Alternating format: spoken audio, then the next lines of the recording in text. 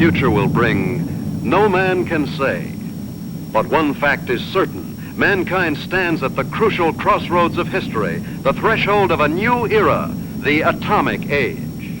For the people of the U.S., skilled in the uses of science and technology, the atomic age is profoundly significant.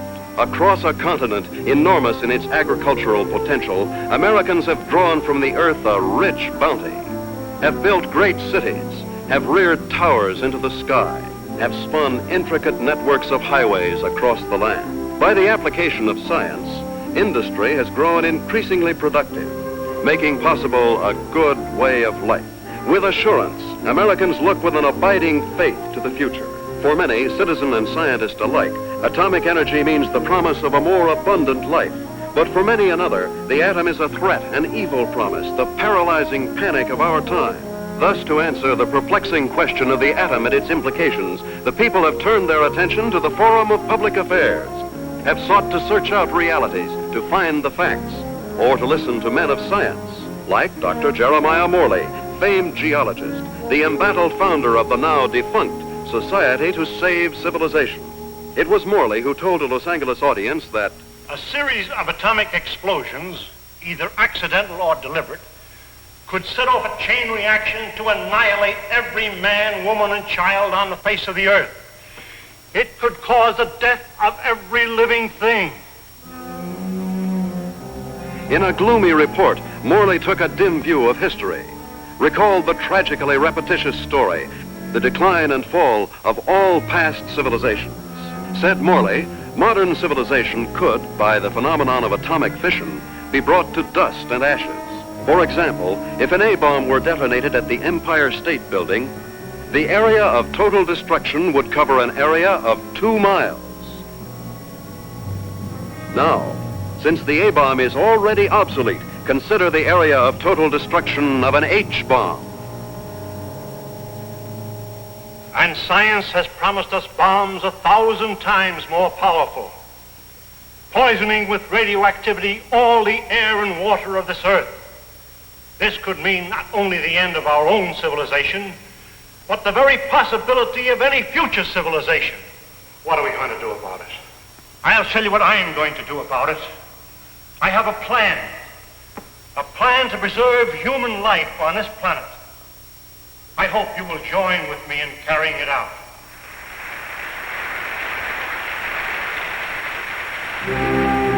The response to Dr. Morley's appeal was immediate and enthusiastic. The Society to Save Civilization was set up. To its headquarters flocked amateur do-gooders and professional scientists. From them, Morley chose a staff of experts. Dr. Max A. Bauer, eminent geophysicist, ousted by Hitler from the University of Munich in 1933. Dr. James Paxton, metallurgical engineer, twice winner of the McKenna Scientific Award. Joan Lindsay, medical doctor and ardent feminist, who, for her research in biochemistry, was named winner of the annual award by the American Confederation of Women Scientists. Dr. George Coleman, authority on soil conservation. And Andrew Ostengard, sandhog, explosives expert, Marine veteran of World War II.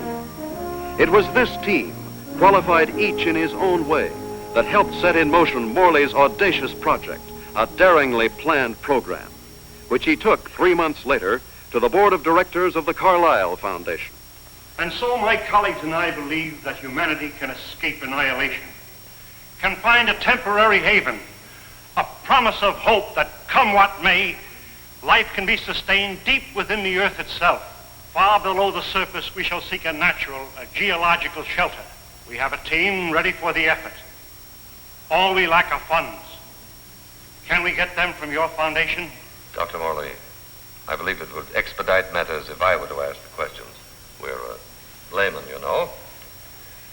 First of all, isn't the inside of the earth solid?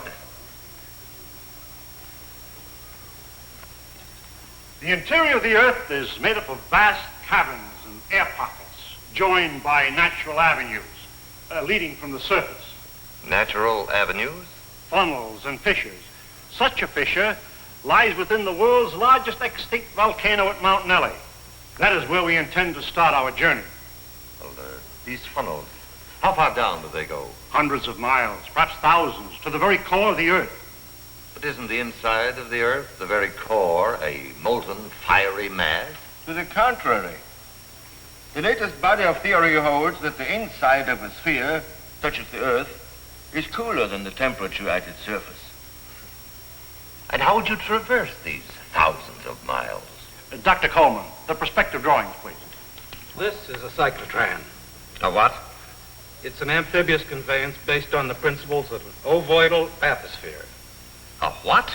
Like a submarine, with the mobility of a tractor. Its head contains a burrowing device, and its walls can withstand extremes of temperature and pressure. But even with the cyclotram or the bathysphere or the whatnot, how do you know you'll be successful in finding this underground haven? We don't know, but we must try. There is no other alternative, no other course, no other hope of keeping the spark of life alive. And the cost?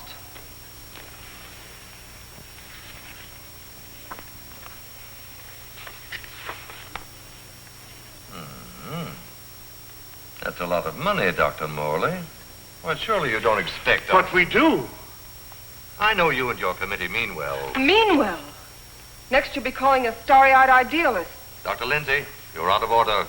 The whole world is out of order. And I suppose you and your associates can set it right? We couldn't have said it wronger if we tried. The appropriation was denied. To carry on his work, Dr. Morley issued repeated appeals to the members of the organization. It failed. And so, last week, the Society to Save Civilization was itself extinct. And one of its leaders, of Professor Jeremiah Morley and his enthusiastic colleagues. Where were they headed after a year of devotion to a lost but spectacular cause? To newsreel reporters, Dr. Morley had only this to say. We have no plans. We have no hope.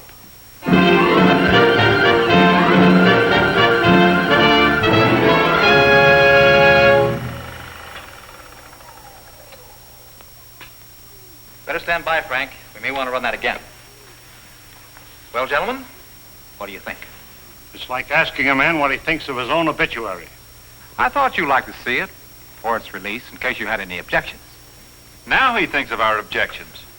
You've been crucifying us for a year, Mr. Thompson, in the newspapers you edit, the magazines you publish, and the syndicates you control.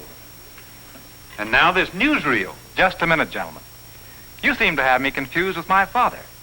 He dictates the policies of our publications. Like father, like son. Nothing, Dr. Bauer, could be more unscientific. As a matter of fact, my father and I never see eye to eye on anything. So he's the villain of the piece and you are the hero. Quite the contrary. My father has all the virtues of our society. He makes the money, I spend it. The large occupation.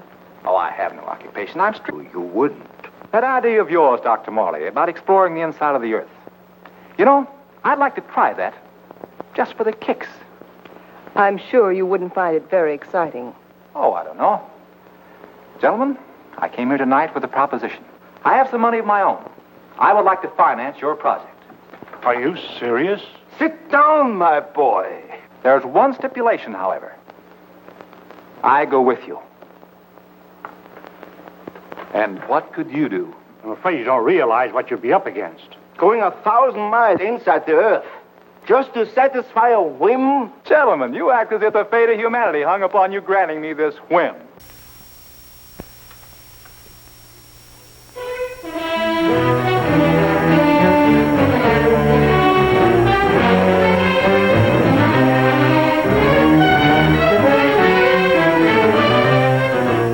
Plans for the expedition are being completed ahead of schedule. And Morley is pleased with our progress. The cyclotram nears completion. Adequate nutrition in concentrated form has been perfected. And for an auxiliary water supply, the Sloan H2O condenser will be used. By the study of our laboratory animals in a new environment, we expect to gather important scientific data. At last, the cyclotram is ready to be loaded aboard the SS Aurora.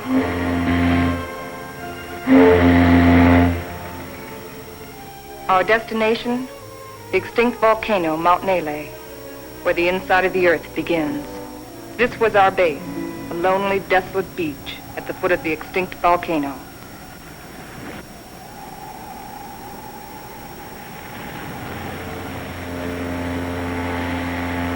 Well, let's go.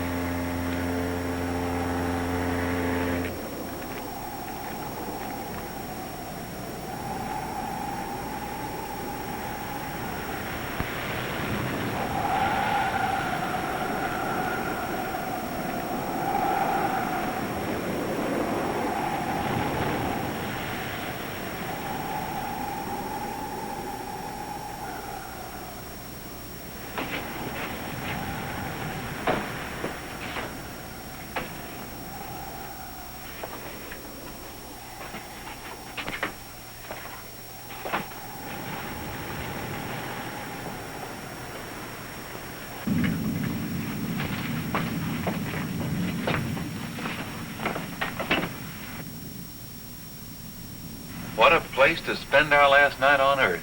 You sound like we'll all be dead in the morning. It's a possibility if we stay here.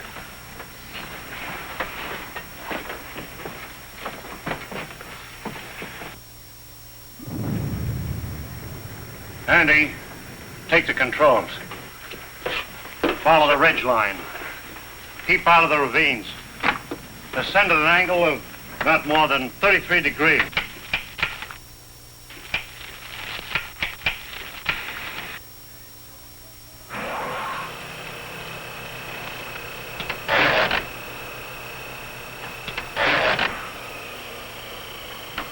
Something's wrong.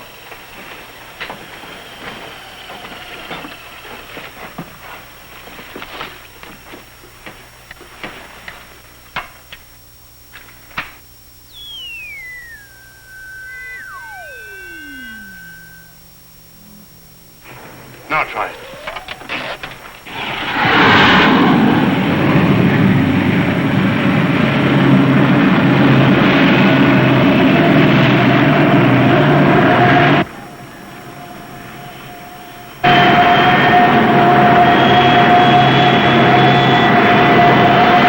Sustain 2,000 RPM.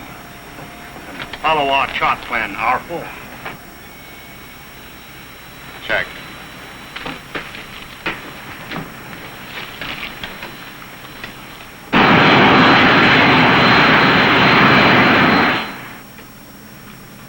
What's our elevation now?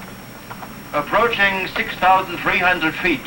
Angle of ascent, 19 degrees. Speed constant, 2,100 RPM.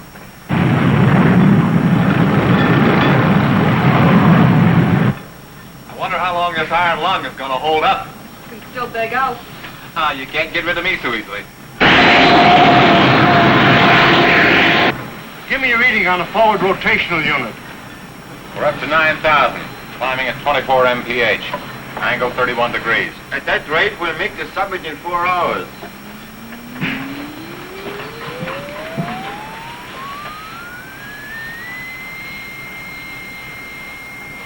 Dr. Mullen, we are meeting some unstable isotopes. Increase the lateral unit to 12,000. Hey, this is getting rough.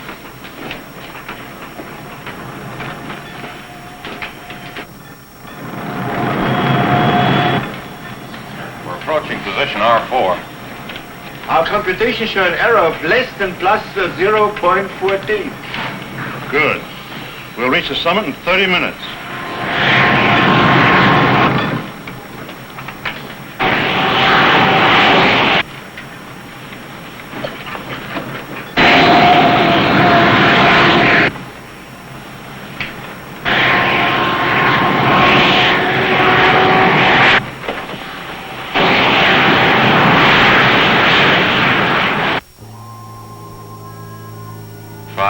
And 27 minutes. Excellent. 33 minutes ahead of our estimated schedule. We'll make a final check of our position before we enter the crater.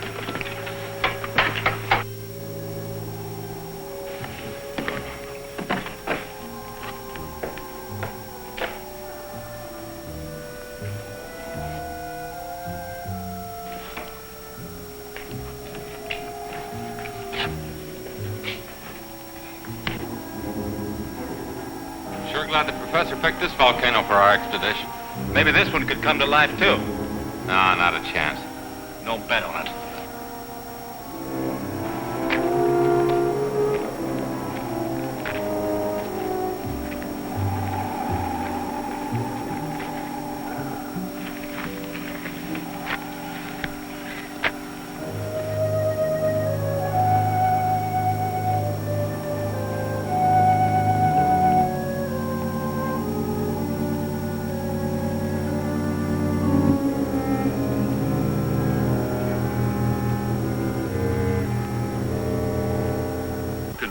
There's no reason for us to wait till dawn. We'll proceed into the crater now.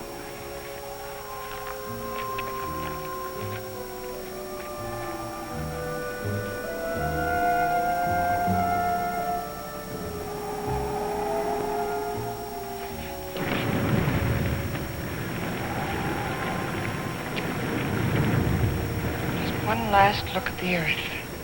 Yeah. What a way to remember it. Follow the downward spiral. Keep to the inside ledges. Speed 1,200 RPM.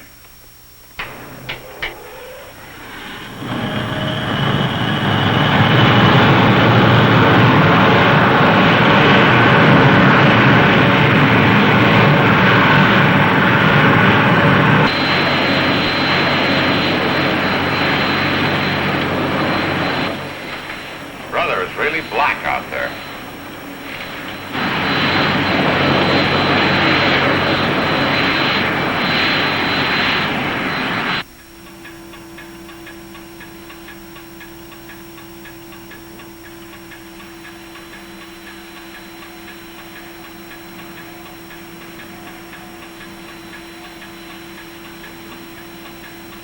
As we descend ever deeper into the volcano, I have observed no unusual physical symptoms.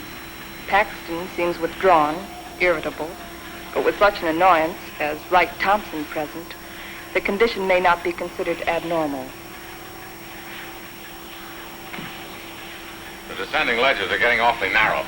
We must be at position R18. Yes, we are. Cut the switches.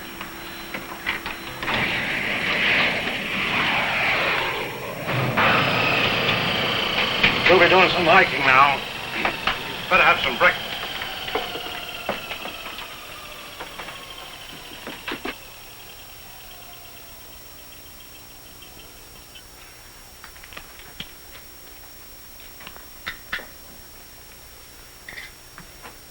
Rise and shine. Morning. How can you tell? Breakfast is served. Breakfast. Well, I've always said there's nothing like starting off a hard day's work than with a good breakfast. Hey, Doc? How would you know? You don't like my kind of guy, do you? Not very much. But I'll make an exception of you. You I don't like a lot. Coleman, take the controls. We'll scout the way on foot for you. Follow on down along the widest ledge.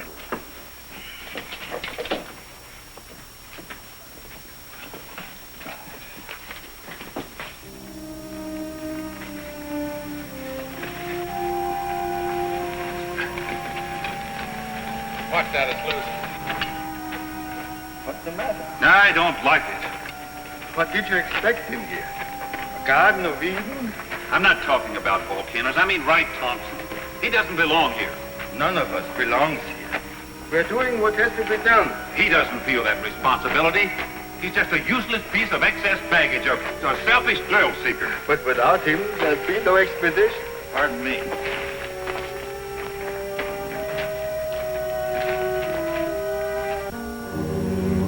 Kind of deep down there, isn't it?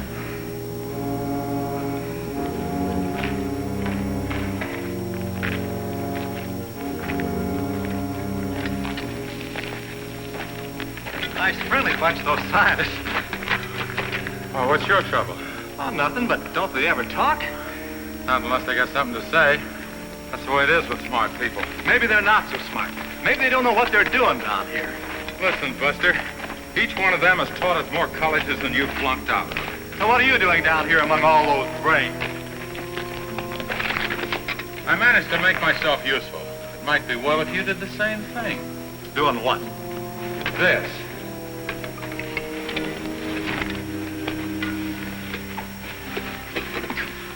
You lead the way for a while.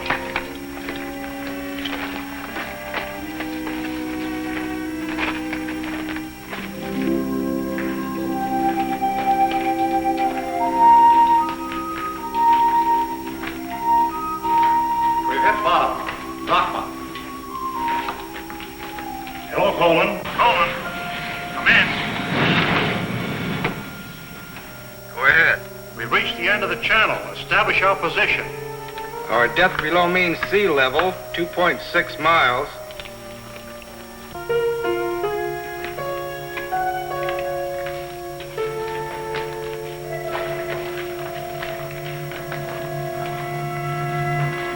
The Engstrand Underground Geological Expedition reached this point June 12, 1938, and was unable to proceed further. Why anyone who follows us should want to go further, we do not know, but we assume that they have good reason for doing so. Good luck. If Engstrand were living today, he'd know the reason. The world has changed since 1938. The world has changed since yesterday. We better get to work.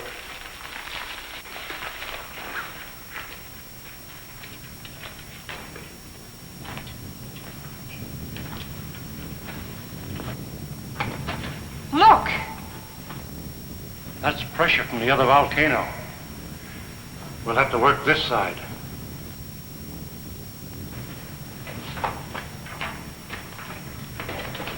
Paxton! Yes, Dr. Morley?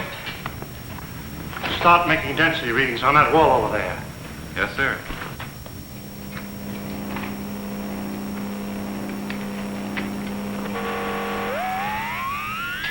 This is it. The point of least resistance. Okay, Andy. I'm ready.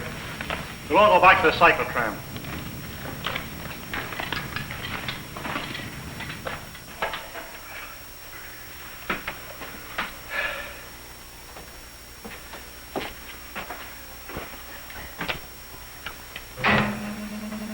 Fuses 1 and 2 set.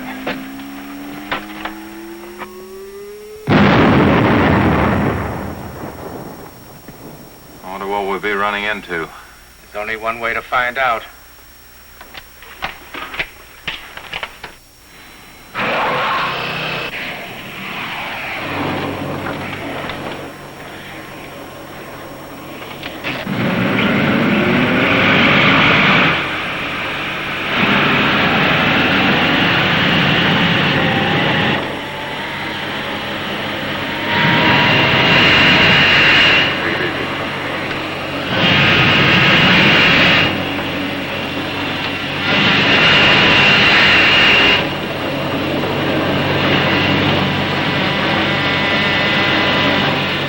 Broken through.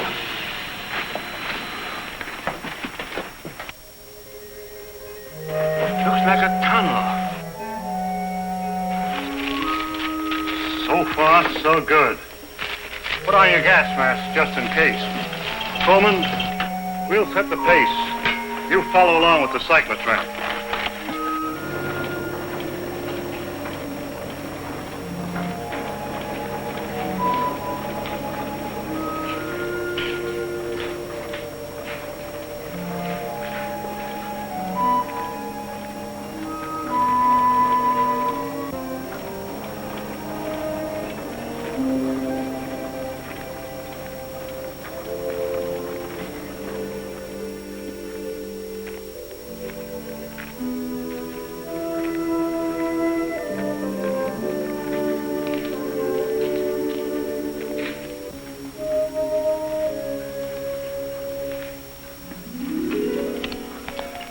The air is fresh and clear. You can take your masks off. Pressure seems normal.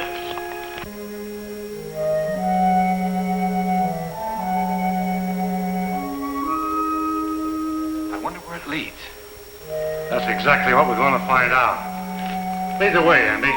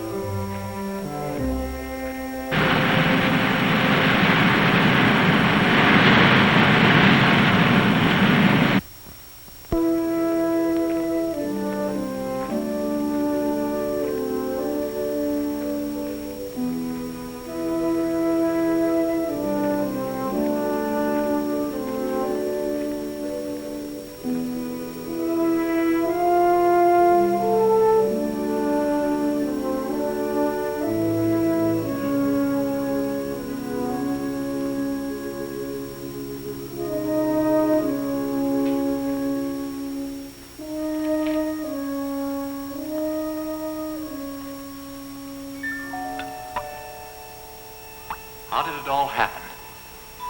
Long time ago, the earth above was covered with water. And when the sea vanished, it left great limestone deposits behind. Was all this limestone? Yes. And then the water gathered in underground streams and carved out the soft limestone. Drop by drop, year by year, the water dissolved the stone. Each drop carried a tiny particle of sediment. That's what formed these columns, about an inch every 1,000 years. Well, how long did this whole process take? About 200 million years. Hello, Coleman. Coleman, bring up the tram. We'll proceed from here.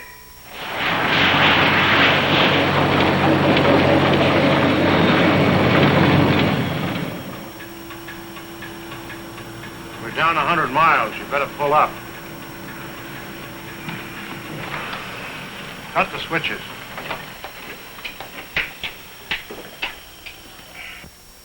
It's funny. When we first got here, I felt a sort of exaltation. Now I feel depressed.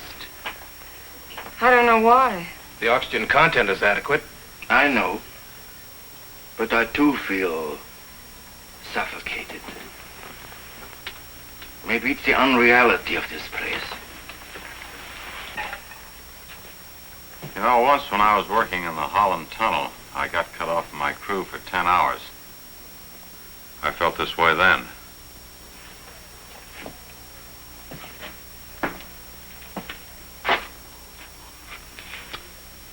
I think I know what it is. It's loneliness.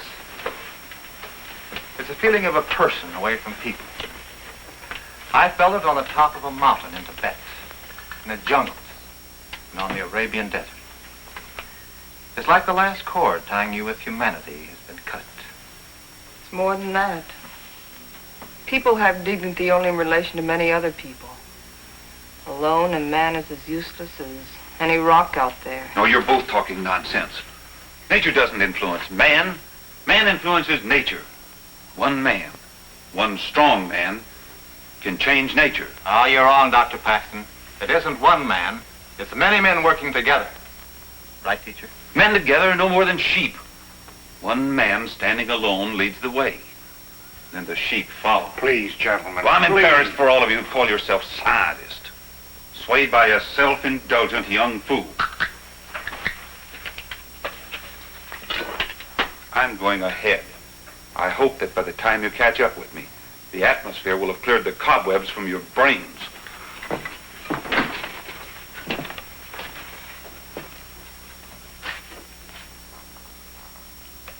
I'd better go with him. It isn't safe for a man to be alone down here. Ah, he's all right. He's the leader type. I'll go with them anyway. There wouldn't be leaders if there weren't sheep like me to be led.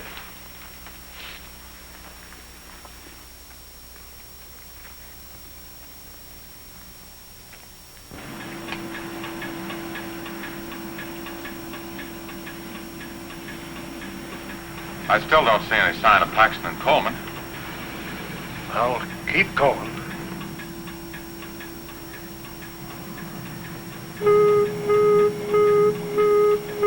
Gas! Gas! Paxton and Coleman. They forgot their gas mask.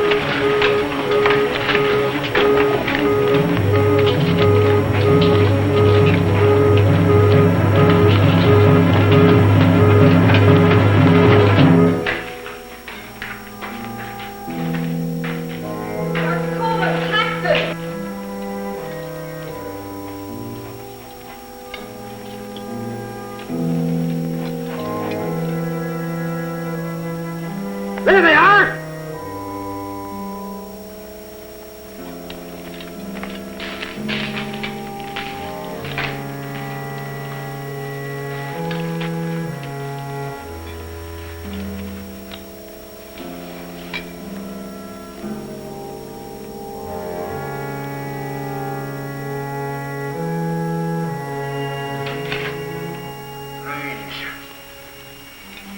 Digging a grave 110 miles under the earth.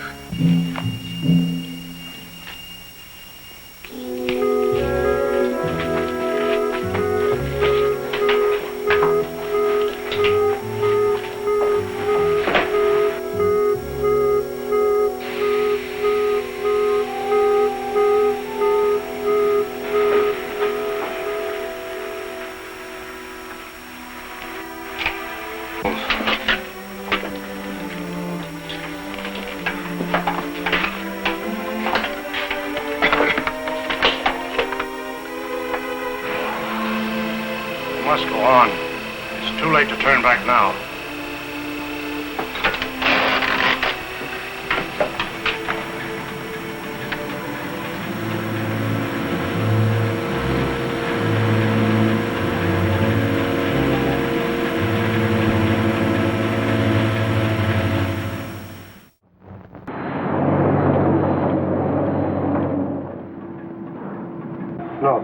Andy?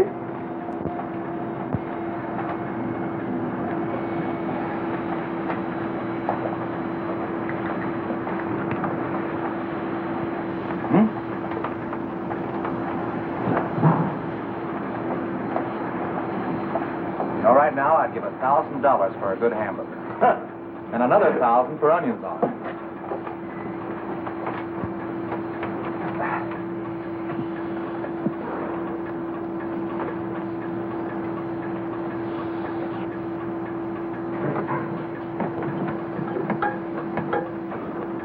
Dr. Morley, our water supply is... Cut the switches.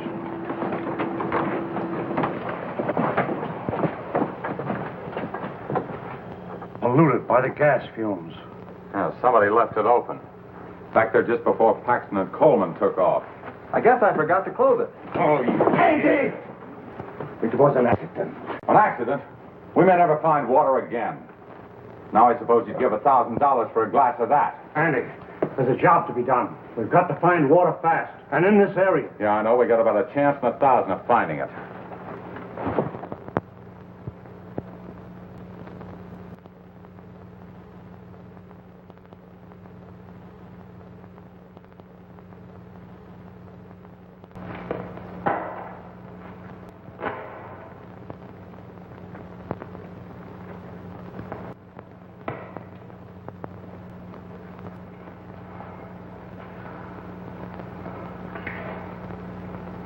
Look, there's Andy.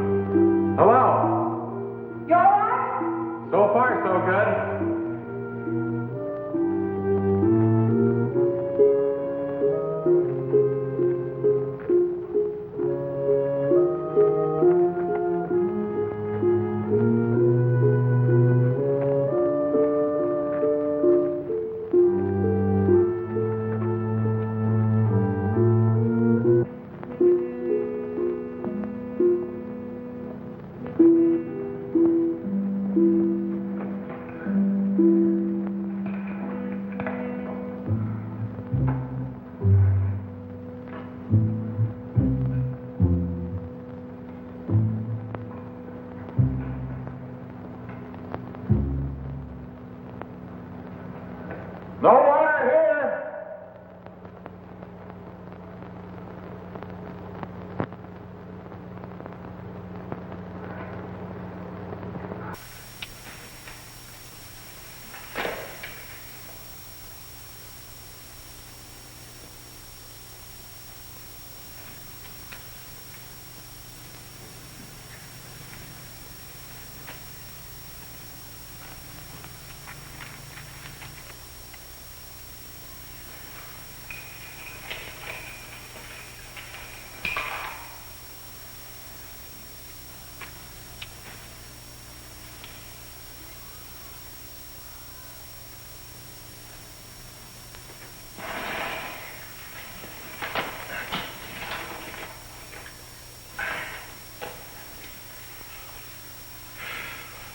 Thing like this enough to drive a man stir crazy. It's no use.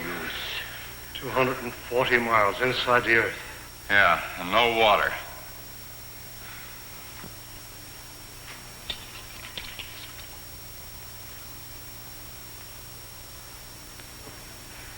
Here. I've been setting it to the animals.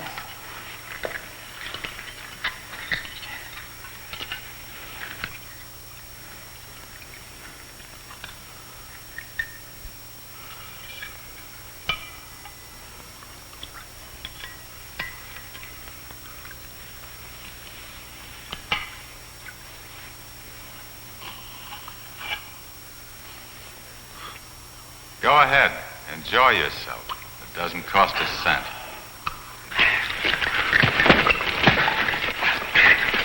Stop it! Andy! This is ridiculous. We have something larger at stake than your personal petty feuding. Now, you two can come with us or stay here and kill each other. I'm going after the cyclotron. Never mind. I'll go get it.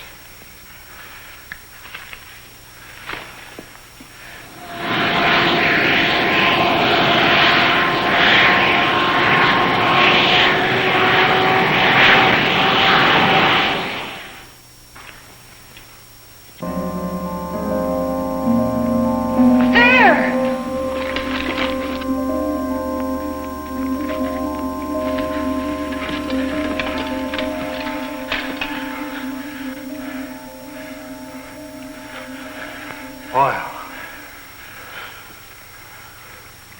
Listen. Sounds like running water. But where is it coming from? It's behind that wall!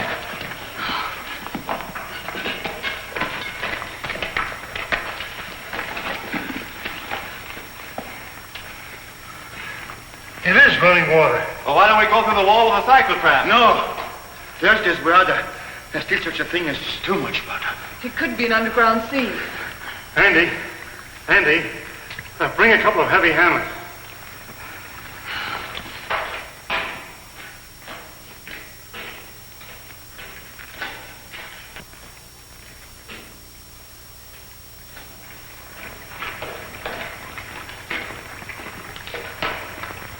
What's up, Professor?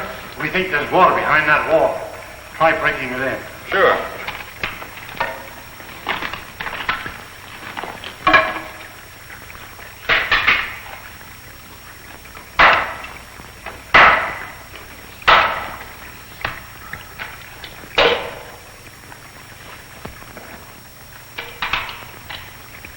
I brought 2 hammers, you know.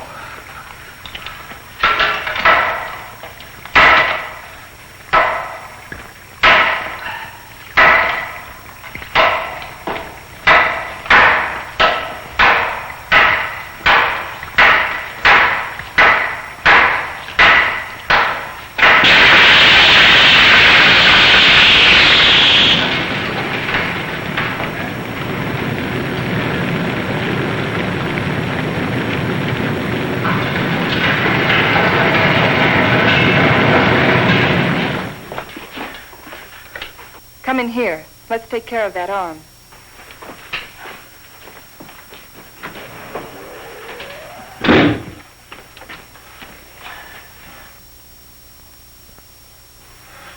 The outside temperature is rising fast. It's up 280 degrees now.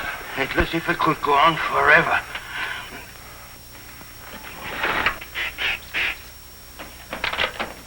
Hold it out there.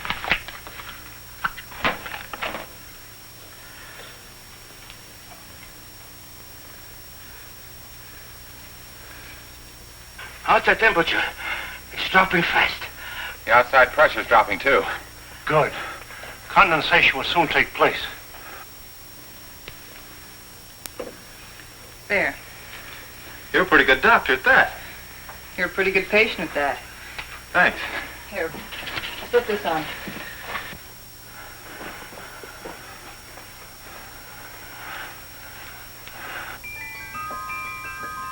It's water. Look. Look at it. It's water.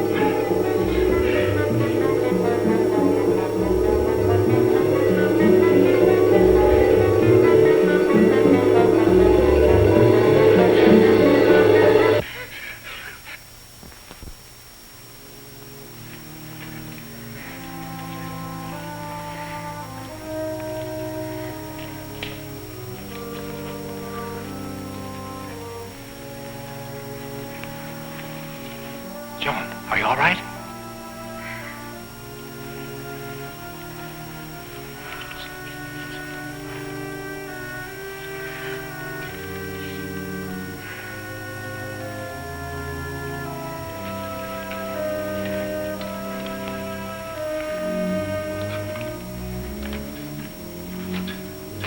Well, what shall we do now? All right, I'll say it. I'll say what's on all of our minds. Don't try to read our minds, Thompson. Just speak for yourself. Then I say, let's go back. And I say go on.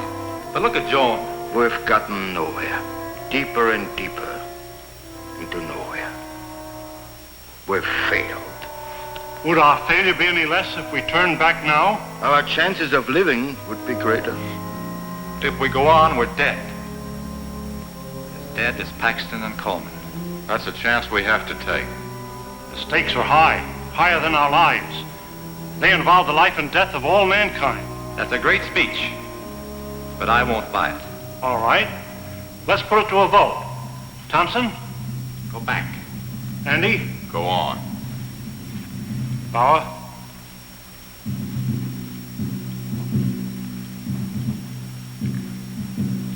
Go back. Go on. Seems to be a deadlock. I suppose none of us would like to reconsider? Doesn't woman suffrage count here? What do you say, Joan? I say go on, and let's not waste any more time about it.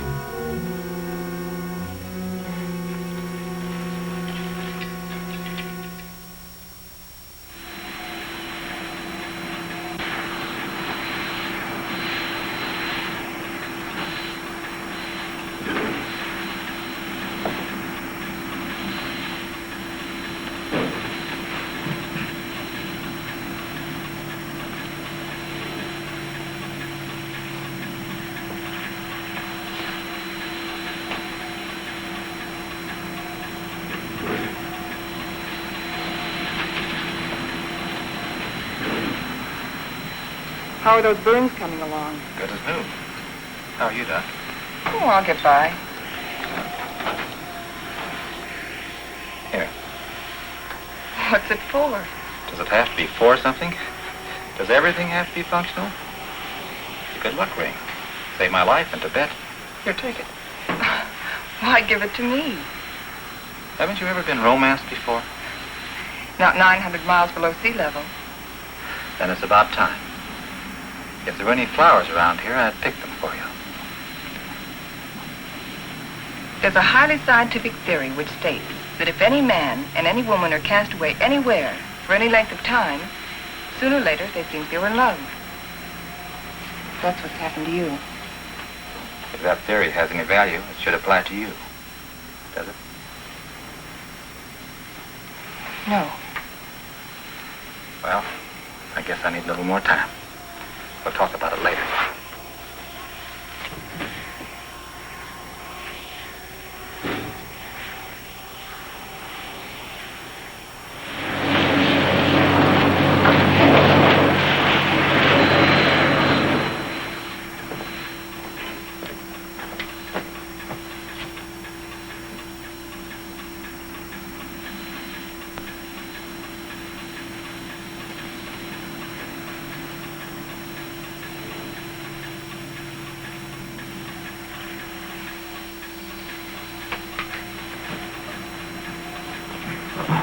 Say, how about pulling this jalopy level for a minute? Just long enough for us to get out of these straitjackets and stretch.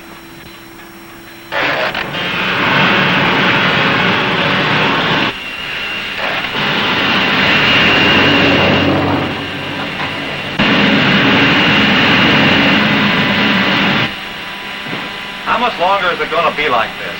Oh, right. What difference does it make? Plenty. If it's going to be like this the rest of the way, why go on? Why waste time? That shouldn't make any difference to you. You've never done anything but waste time. Listen, you meathead. Just because you're a sand hog that likes to go groveling around in the ground. And you're a mountain goat with his head in the clouds. Stop it, both of you! I've had enough of this. What's happened? I don't know. Too much water.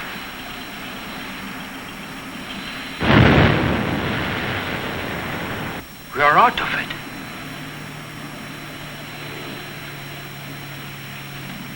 This might be what we're looking for. Let's make a landing and explore the area.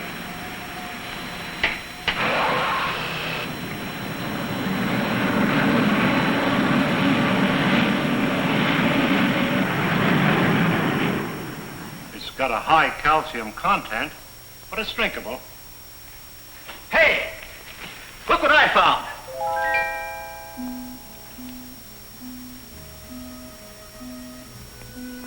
They're cave pearls. Cave pearls? How much they worth? Calcium carbonate. Calcium carbonate. Well, how about this? Sulfate of lime. Plaster of Paris. Professor, you take the romance out of everything. Here you are, Doc. 2 souvenirs from Hades, vacation land of the underworld. Thank you. Back home, I'll be the envy of every kid on the block. I'm not so sure, Joe. Take a cave pearl into the sunlight, turns gray and ugly. And the flower? It'll crumble to dust. Hey, Professor, how about these fish? It's a rare species. They're edible, though. They have no eyes. I think I'll stick to pills. They lost their eyes 10 million years ago.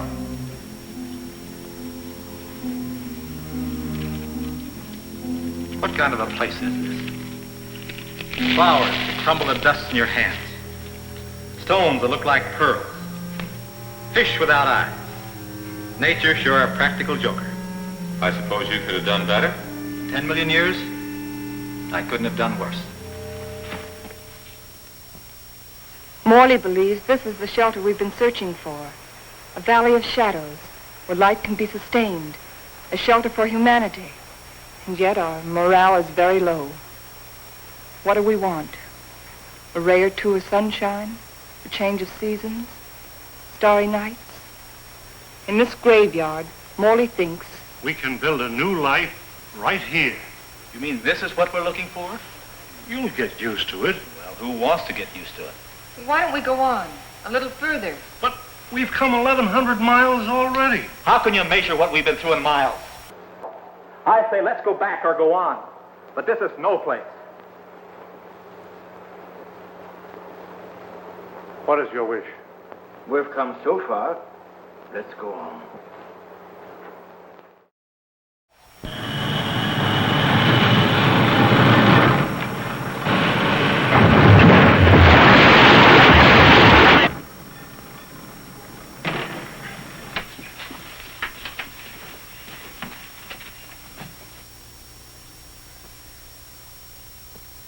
Well,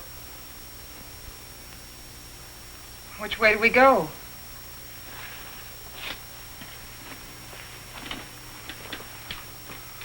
I suppose we'll have to explore both channels. I'll take the right one. Right? You take the other. Why me? I'll tell you why. I'm sick of taking your orders. That's the trouble with you, Thompson. That's all you do is take, you never give. Without me, there wouldn't have been any expedition. Well, that's not enough. It's time you gave something yourself and not your pocketbook. Andy. We might as well get started.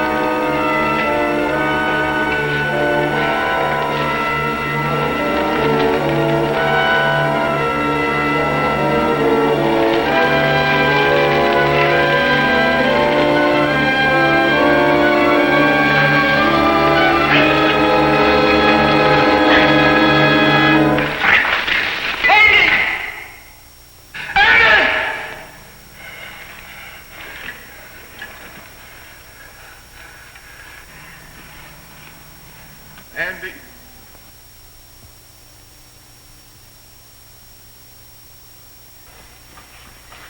You're supposed to be taking it easy. Try to get some rest. Listen to me, Wright. You've been like this for days. How long can you keep it up?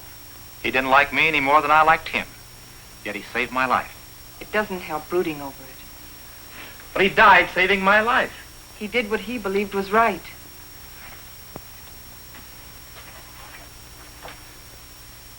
My trouble was, I never believed in anything.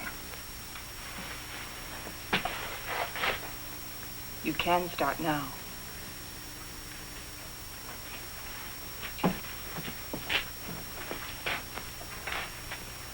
Morley wants to go back to that Valley of the Shadows he liked so much.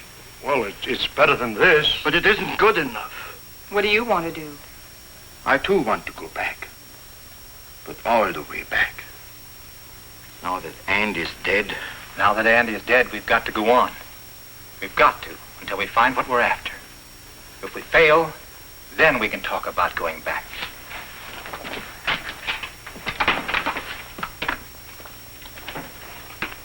Over there. Good.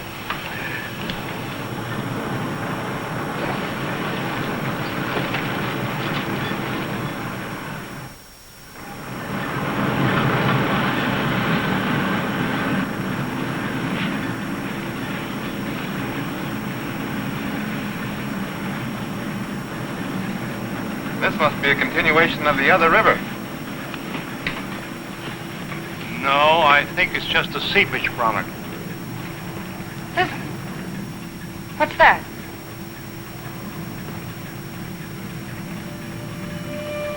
Look! It's like daylight.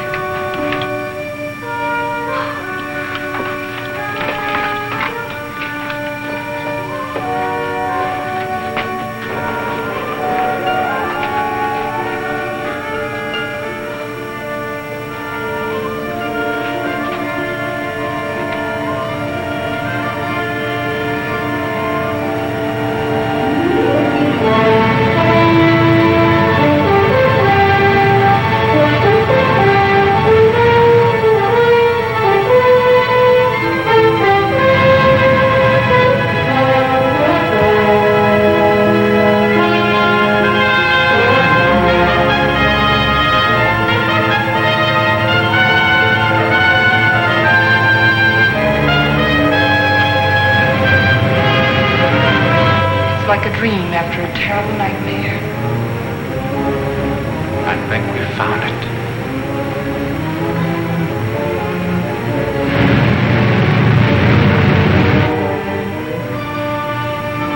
Promised land.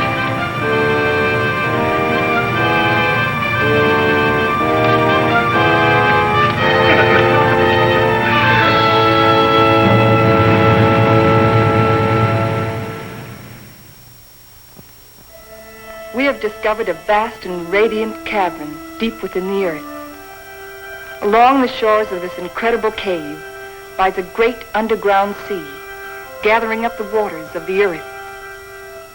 A strange, sunless light is reflected from the phosphorescent dome. The glowing peaks are weathered and sharp, and the gullies deep. The wind is soft, and the climate pleasant.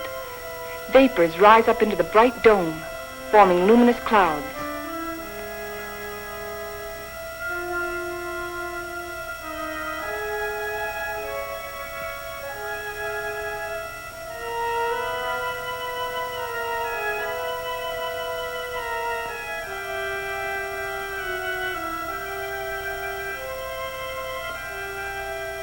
The area is rich in chemical resources. That means power and industry, according to Bauer. And Wright says a real estate boom is on.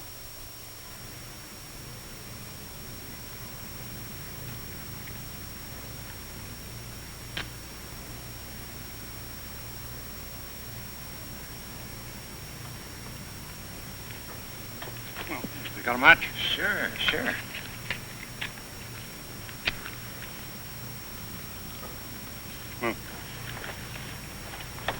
How you coming, Professor? Uh-huh. Still feeding those rabbits? They eat like pigs. Small wonder. They're expecting in a couple of weeks. All of the rabbits? No, silly. Just the lady rabbits. Tell me more. Here. Make yourself useful. Get some more water. Explorations and surveys of the surrounding area continue. Morley and Thompson have set out toward the southeast to investigate the land and its potentialities.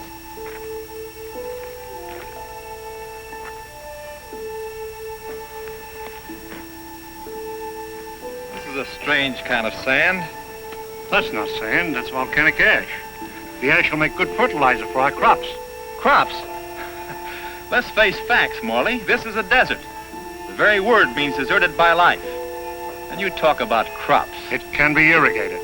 This country has everything. Water, soil, air, heat. Yeah, you're forgetting one thing, though. No sunlight. Science can adjust that. Crops can thrive without sunlight. Perhaps. But can we?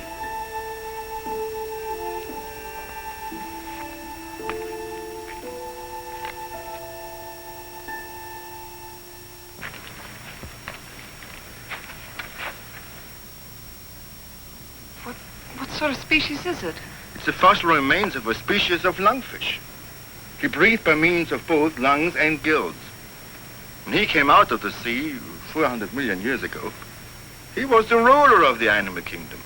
With his lungs, he was a pioneer in a new way of life.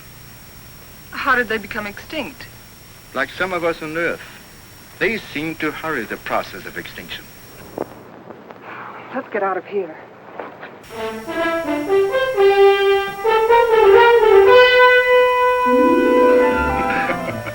What's the matter? You act like you swallowed a canary for breakfast. This is the day, right? This is what day?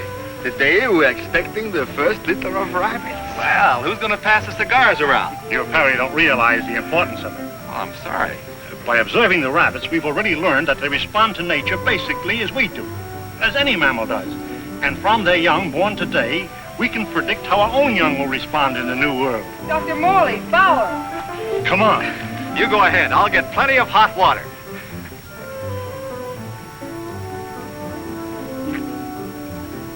Well, how many boy rabbits and how many girl rabbits, huh? What's the matter?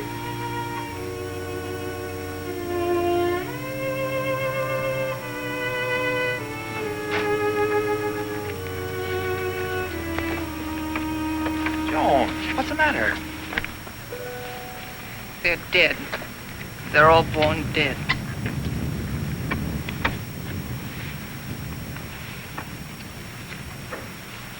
I can't understand it. Why? Why? There must be some cause, some biological reason.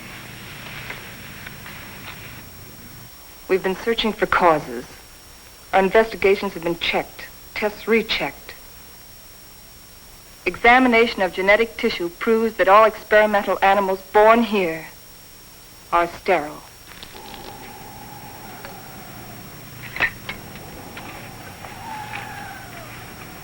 You know what this means? This new world. A haven for the dead. This is the end of the line. Now we know that the human race cannot reproduce itself in this underworld region. It appears our mission is a failure. Then we can't stay here. At least one generation could. And after that, what? The end of humanity. That I won't accept. Neither can you run away from facts.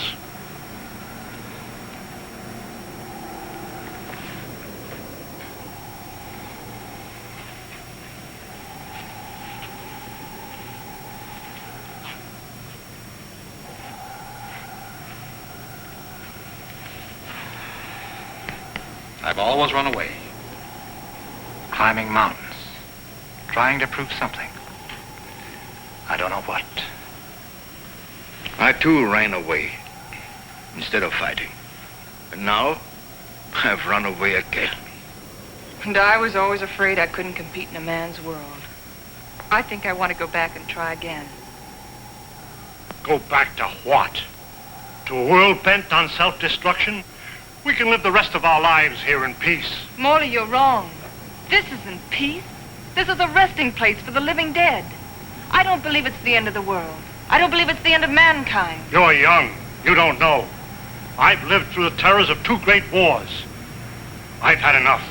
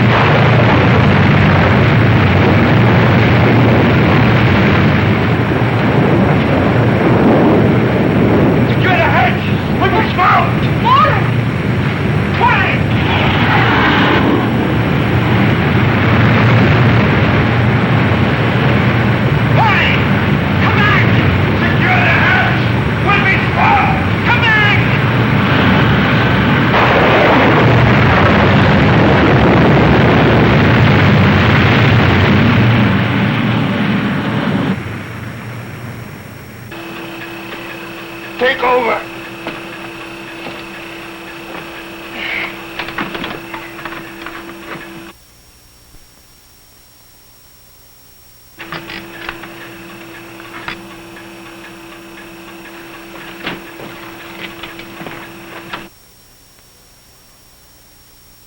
Something's wrong.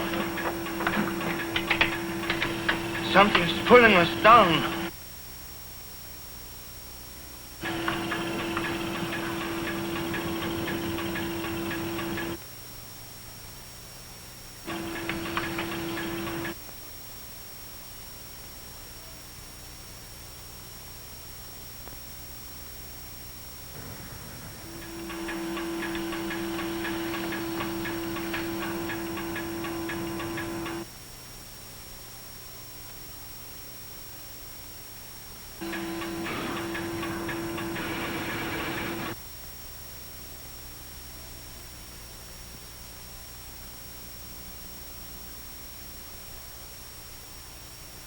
We are lost.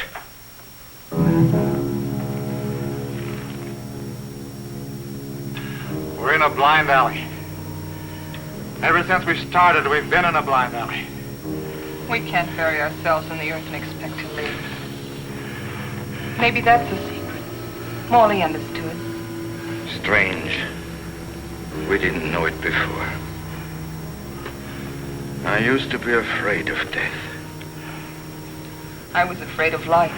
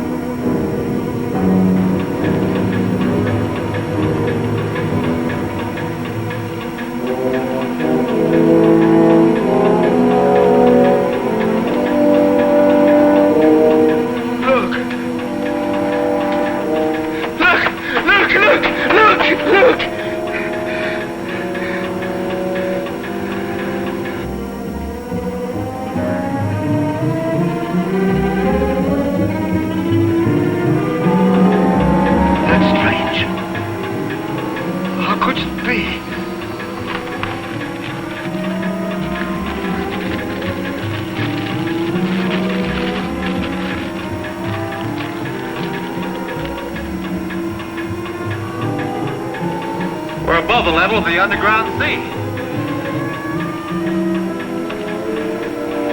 We found a channel to the upper ocean.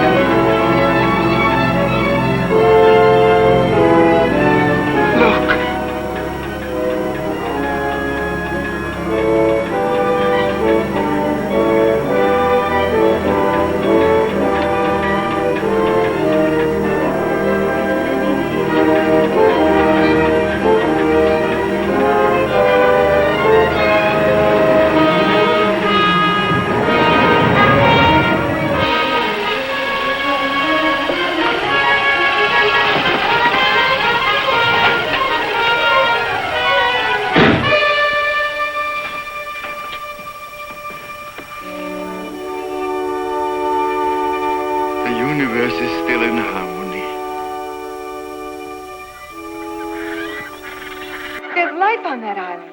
People. I feel like I'll live forever.